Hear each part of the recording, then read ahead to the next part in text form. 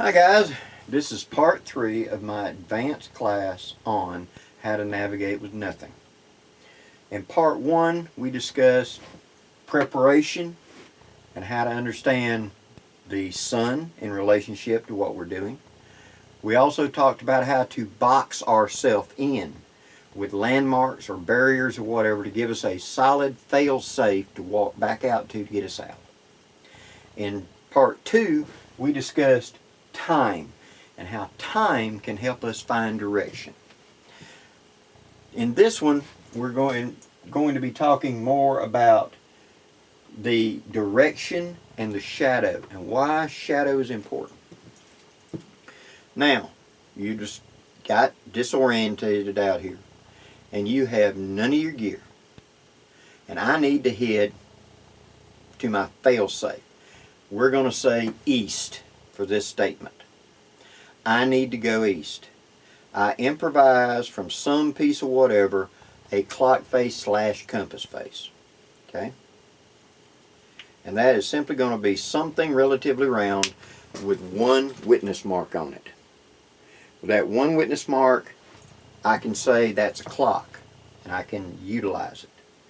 I take that, I use my hands to determine the time of day by counting from the horizon up, or in the afternoon counting up to it. So it's 8, 9, 10, 11.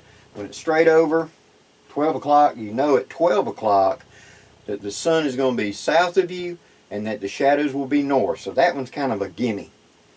And then in the afternoon I'd reverse it. I know that roughly sundown is at 5:30 or 6. In this case we'll say 6. So I count backwards. 6, 5, 4, 3.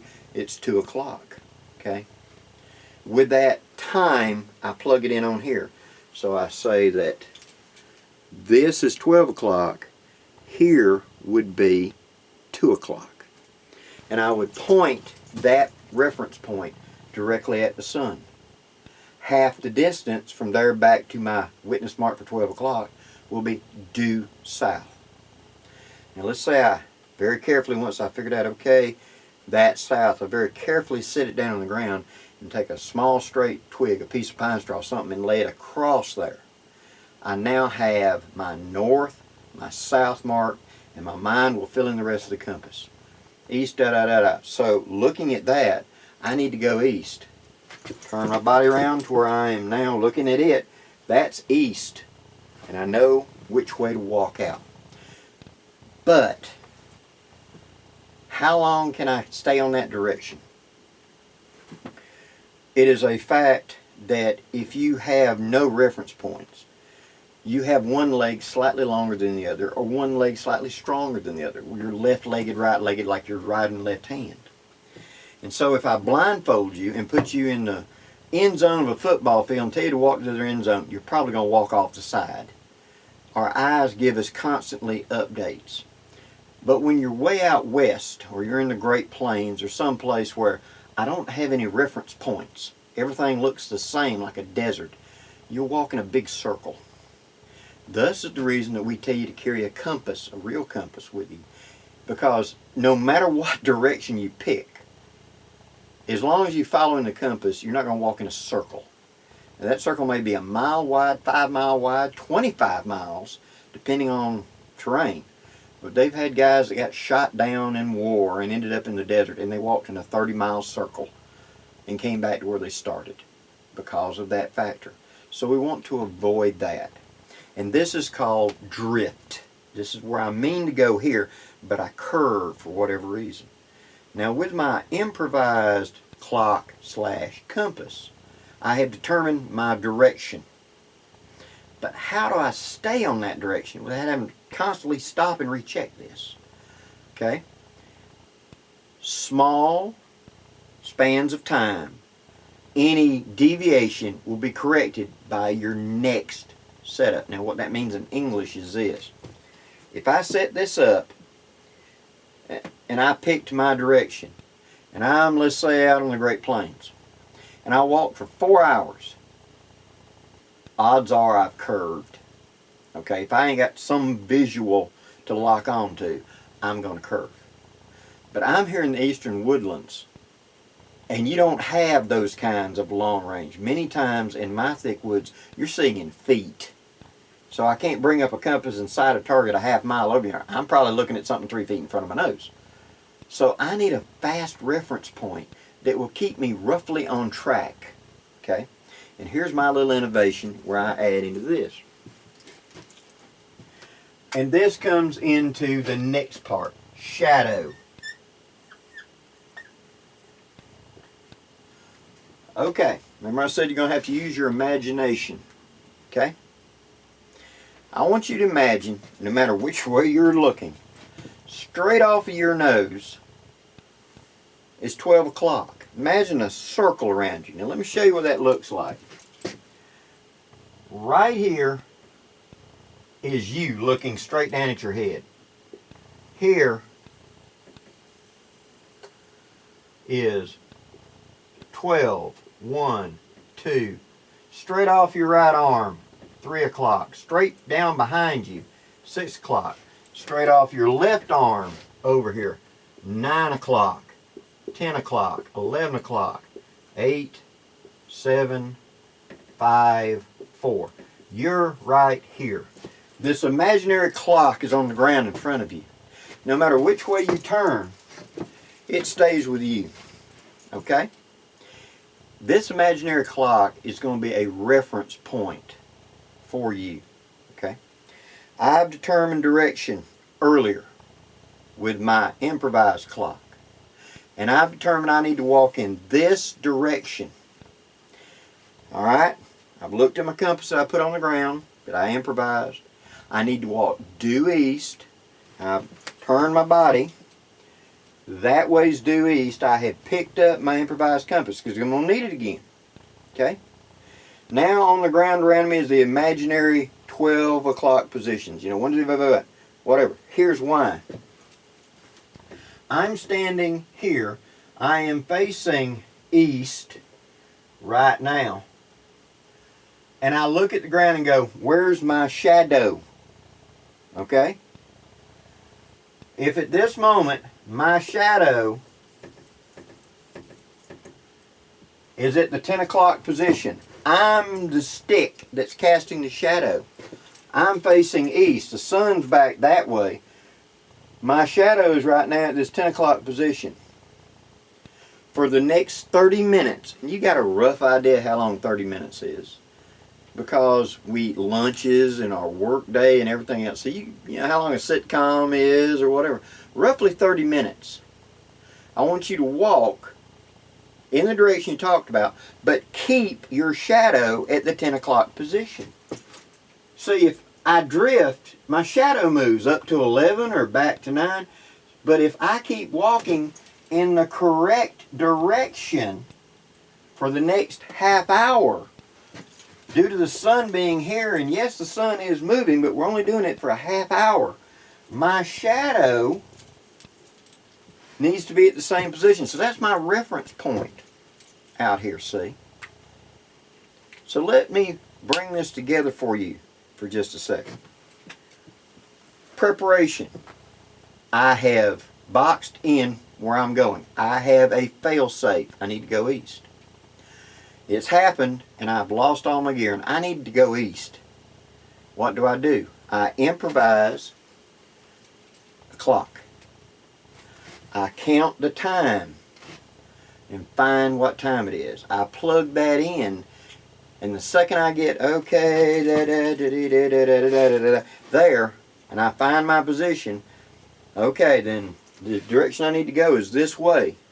I then pick up my clock. I'm facing the direction I need to go. Where's my shadow? My shadow at this time is at the 10 o'clock position. For the next 30 minutes, walk in that direction, but keep your shadow at 10 o'clock. Guess what you're going to do in 30 minutes? You're going to redo the whole thing. So that these little errors, I'm kind of doing this. I'm not true walking due east. I'm kind of doing this because I will start out, I start the curve, and I stop about 30 minutes, and I recorrect. See what I'm saying? But I'm going eastern.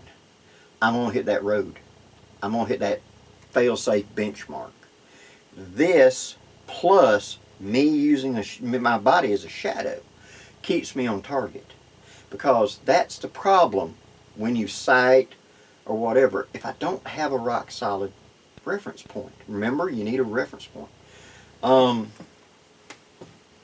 Out in the more open parts of the world, like out west, you can easily sight a target several miles away and say, well, that top of that mountain, and I can walk 3 days towards the top of that mountain before I get there, you know. But I know that that top of that mountain right there is east of me, and I can recognize it. So during daylight, there it is. I just walk toward it. I'm going in an eastern. I may drift a little, but I'm going in that direction, okay? In the eastern woodlands, I don't have that option because the cover is so thick. You can't see such long range.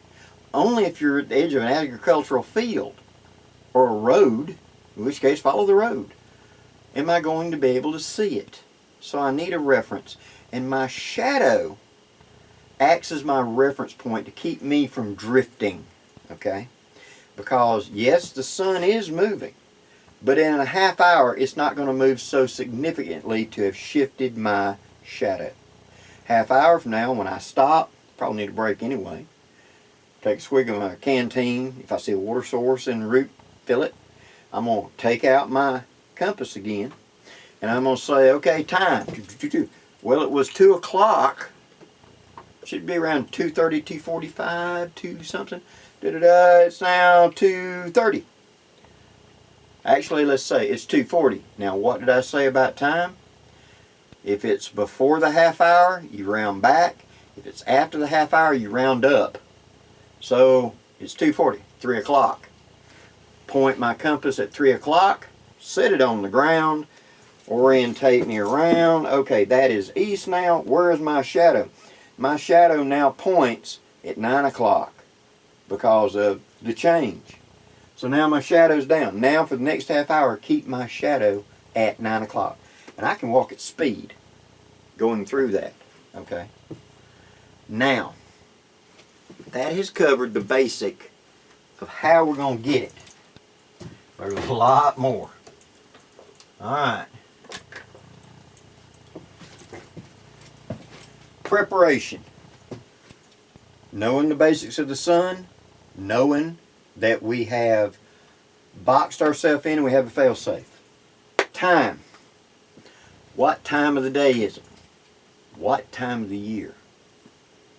Remember I said earlier, the sun is closer to the east in June and it's in the southeast in December. So what time of the year is going a little different? Not horribly, but you need to be kind of cognizant of it because it is shifted. So you kind of plot that in a little, okay?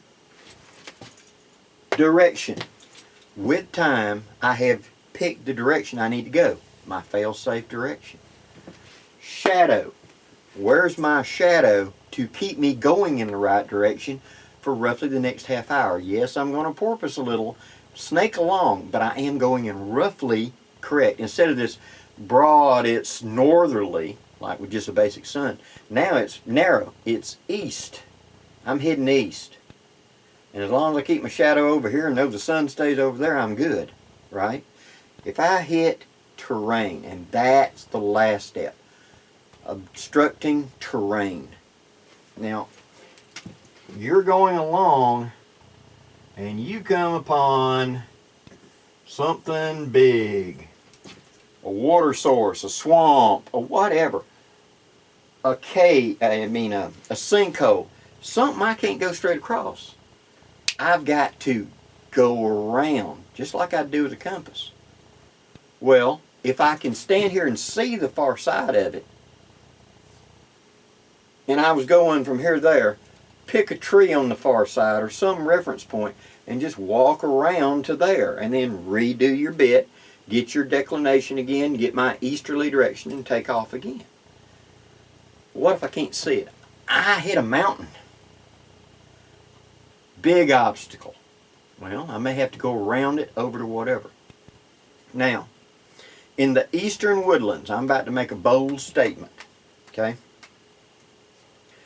In the eastern woodlands of North America, east of the Mississippi. Any mountains that you may happen to be on in your current excursion. If you get completely disoriented and you decide, I've got to walk out, number one rule, go downhill. I know this sounds childish, but trust me.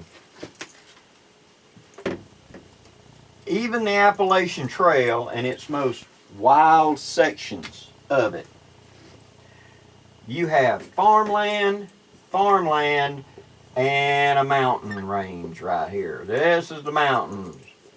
You're up here on the mountain. Go downhill, because I bet you that's farmland on both sides. The reason that those mountains are sitting there and are a park or a wilderness or whatever was they're so rugged. You couldn't farm them. But I bet you at the bottom of that hill is a farm. So if you know that I need to be on the eastern side or the western side of the mountain, remember that preparation? If I came up on the eastern side of this mountain range and I've been exploring and I've got completely turned around, what should I do?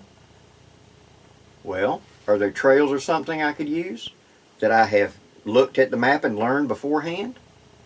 No. Do I remember the road I drove up the mountain to get on? Yeah. Can that be the barrier?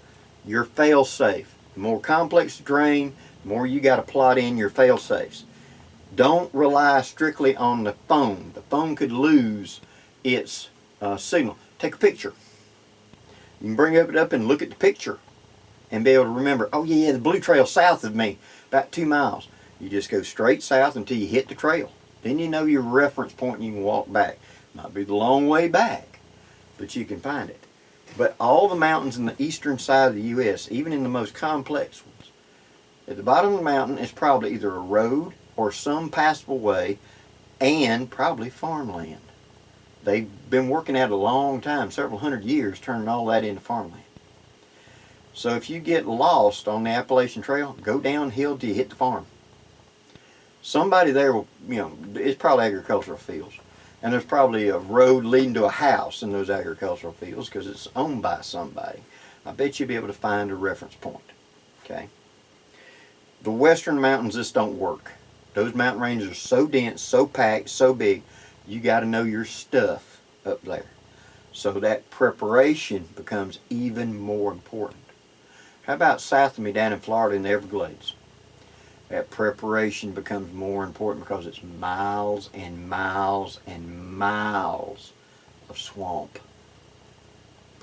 That if you get turned around in that, you better have a fail-safe. I've gone into Okefenokee and I've gone in several big swamps for several days. But you had to know where's the fail-safe. If I get completely turned around, hit due west till you hit to the highway. Hit due north till you hit to whatever, Because if you get into that kind of trouble, I've got to find a way out, and preparation becomes all the more important. So if you're going in them places, prep ahead. Now, we've talked about distance, time, etc. This is not a true navigation. This is a fail-safe walkout. This is a hand drill, bow drill of navigation. It gets me back and out. Okay? I have to improvise these components of a clock/compass. I have to have knowledge of how the solar works in the seasons. I have to understand how whenever I get on to my heading, using my shadow to keep me going in that heading for about a half hour. And then I need to redo the process again to guarantee that I'm not drifting and walking in a circle. And I get to my fail-safe and I get back out of here. Okay? Does it make it impossible to get lost? No. Does it make it very difficult to get lost? Yes. If I have one reference point, my fail-safe, if I can have the knowledge that I can improvise a Woodsman's compass, a clock that turns into a compass that points the direction, I then face that direction, I use my shadow, I can walk out. Or at least have a good chance at it. Now, like I said, this is kind of advanced. You've heard all these components before. But putting them together and utilizing them, that's the part. You have to use some physical science knowledge of where the sun is in the horizon, some imagination of the big imaginary clock on the ground for my reference point, and how I can fill in the blank of that's 12 o'clock, 2, 3, 4 on my improvised, and then poof, this is north, south, east, and west on my improvised compass. All of it together gives you the ability to get out, to come back out. Terrain is going to be the limiting factor, because if I hit something, I got to navigate around. I'm still going to go west, but what if there's no direct line west or direct line east or wherever I need to go? Well, I got to go around one side or the other of the swamp or the sinkhole or the mountain range or whatever until I find my way back out. But odds are you're not going to be that lost in such a short amount of time. All that happens when you got lost on that mountain trail, on that bike trail, on that whatever is, you simply missed a turn and you think you are here and you're actually over here. Well, what was the last place I know for a fact? How long ago was that? Well, about an hour and a half. How far could I have traveled in an hour, hour and a half? 3, 4, 5 miles. If I'm hiking, bike, maybe 10. Okay, depending on the terrain, how fast I'm flying down the mountain or going along this trail.